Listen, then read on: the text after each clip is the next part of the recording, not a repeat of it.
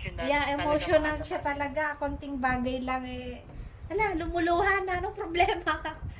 Oo, lalo kung nag-uusap silang Malambot sa magkakapatid, puso. mamaya eh lumuluhan na. Bakit? Anong problema? Wala. Umiiyak lang.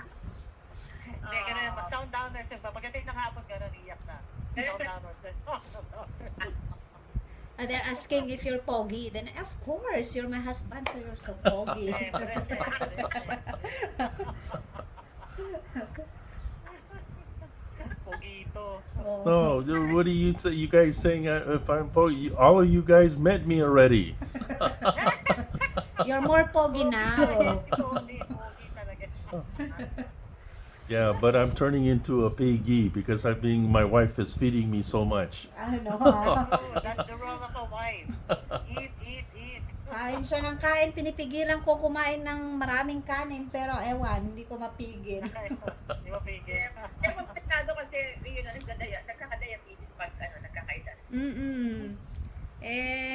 Pag masarap yung ulam, kahit, ayun ang gusto ko sa kanya, hindi siya picky, kahit anong ulam, inuulam niya. Kakainin niya. Oo, kahit ano tuyo, monggo, sige lang. Kapag tuyo, maraming na kanin yan, kailangan na kanin eh. Kaya nga, napapakain ng marami. Pag pa ng kamatis pa. Oo.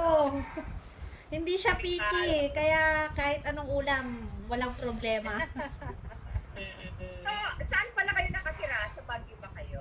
Ay, hindi, dito sa bahay, dito sa Cordon.